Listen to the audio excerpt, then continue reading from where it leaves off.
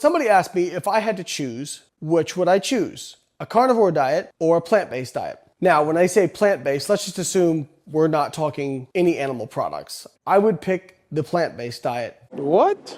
And here's why. You can still get decent sources of protein on a plant-based diet, especially if you're willing to supplement. So if you're willing to supplement with like isolated...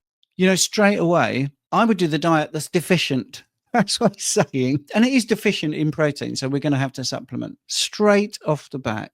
Pick the diet with the protein powders and the lack of bioavailable amino acids in the right ratios to repair and build the body where necessary. That's absolutely ridiculous. Protein powders that are plant-based, you can still do okay. Like, they're probably not quite... Hey, Lee, do you want to do okay?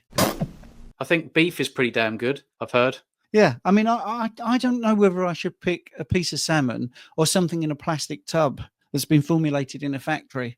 I don't know. I don't know what sounds more healthy. Like, they're probably not quite as good as animal protein powders. Even something like corn, which is 12% leucine, corn isolates, 12% leucine. It's also like really, really low in other amino acids.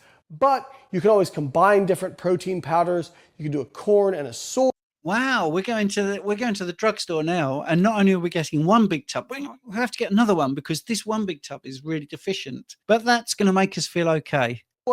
And if you blend those, you're going to have everything covered in terms of your essential amino acid. I know people are like, oh, soy decreases testosterone, it feminizes men. There's now quite a few randomized control trials out there examining this. A few moments later. But here's the problem with randomized control trials is they're very short. He is obsessed with randomized controlled trials, and yet the evidence of what people term a soy boy is out there. I don't like that term, but the evidence of your own eyes. I mean, I have so many people that have come away from plant-based diet and actually felt more manly. But then there's also randomized controlled trials to say the complete opposite, that yes, they do lower testosterone, that they do interfere with endocrine systems and things like this. So it's just, you can type in one thing on Google and type in the opposite, and you'll get the same amount of studies that say completely different things. That's not ridiculous to say that. Yeah. I mean, I've got a study in front of me. Stopping or reducing dietary fiber intake reduces constipation and its associated symptoms. So if he loves his trials, we maybe should send him that, but of course he won't read it. That it doesn't decrease testosterone, it doesn't feminize you. So especially if we're talking about just using it a few times a day, you don't need to worry. And if you can find potato protein isolate, that's actually a really great source of basically all your essential amino acids. So this is not a natural way of eating at all. Not natural. Protein is not supposed to be delivered as an isolate that you haven't chewed, you haven't churned over in your stomach. It's just going in as a liquid. It's not in the food matrix, as people call it. It's not coming with the appropriate fats. It's not coming with the release of bile, because bile doesn't just emulsify fats. It also helps with the absorption of amino acids. This is absolutely ludicrous advice. And just do it a few times a day. It won't hurt you if you do it multiple times every single day. Don't you just want to shake him and say, for flip's sake, just eat a steak. Just have some eggs, mate. Can do really well from a protein perspective on a plant-based diet. It's just going to require a little bit more effort in terms of making sure that you're not limiting in any particular amino acids. If you're eating high protein, like above 2 grams per kilogram of lean body mass, as you get up that high in protein, the quality of the protein becomes less important.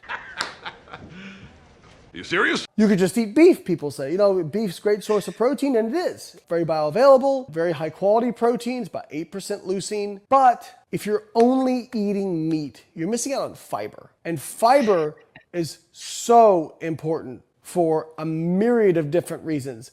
Reason number 1, please. But let's just look at all-cause mortality. So there was a recent meta-analysis looking at all-cause mortality and fiber intake. And they found that your risk of mortality was inversely proportional to your fiber intake. And for every 10 gram I'm going to just let him say a bit more if that's okay. Increase in fiber, there was a 10% decrease in the risk of mortality.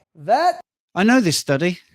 So this study, it analysed 17 other studies from 1997 to 2014. And there was 982,411 cohorts, and there was 67,260 deaths. So the people with the highest tertile of fiber intake that they split people in had a 16% relative risk lowering mortality. the highest fiber lowered their relative risk. Well, what does that actually mean in real numbers? Okay, so when we look at these numbers, we can work out how many people would die from that 982,000, and it's 6.8%. That was the baseline mortality rate. Now, you'd expect that anyway, wouldn't you? You'd expect sort of out of 1 million people that maybe 6% would die anyway. If you look at the relative risk reduction that he's claiming, you would reduce that by maybe 6 people out of 1,000. Now, the absolute risk reduction is not even 1%. It's 0.68%. That is pitiful. You're using this study to put your claim in. What about the confounders? Because most people that go to a higher fiber intake will not smoke. They won't drink. This study actually says all this, by the way. It says about the limitations and its healthy user bias. These are still really bad numbers. So this is the best that they can come up with, that you might save an extra 6 people in 1,000, and you can't put it down to fiber. You just can't say it is down to fiber. Nobody says, do you know what? I'm going to go on a high fiber diet. I'm still going to smoke. I'm still going to drink. I'm still going to have pizza. I'm still going to have beer. Pathetic. Now, if fiber was such a game changer, those numbers would be meaningful, and they're just not. Let's flip it around the other way. The vast majority of people still believe red meat's bad. If they're eating red meat all the time, they don't care about their health. They're eating their meat with a beer. They're having it in a bat with fries in seed oils. And they never get outside. They don't optimize their sleep. They don't care about their health. So they're up till silly hours in the morning, still drinking their beer and having a burger. And that's red meat. And those associations, obviously, it just gives red meat a bad look. And in the study, it actually says there's a high heterogeneity, which means when you look at all the studies, that they disagree really strongly about the exact amount of benefit each gram of fiber provides. So he's using a meta-analysis that is poor anyway, with not very significant findings, and the umbrella of studies that he's looked at don't all agree with each other to what level of benefit there is. So apart from that, and the fact that he's using relative risk and hiding all the things that are wrong, that's a great study, apparently. You're and hiding everything that's wrong here right now. Yes. And of course, when you look at an interventional study like the one I mentioned, stopping or reducing dietary fiber intake reduces constipation and its associated symptoms, a no fiber group are the ones that did the best. Fiber decreases your risk of cancer. Cardiovascular disease. Fiber decreases your risk of cardiovascular disease. And it's, again, linear effects. And what he just quoted, the sentence actually said, it's biologically plausible. It didn't say it demonstrated this. It just said it was biologically plausible, which opens you up to saying it's also biologically implausible. It's just a flash way of saying might. And he's saying it like that is a fact. Yeah. But even the study, the meta-analysis, does not put it down as a fact.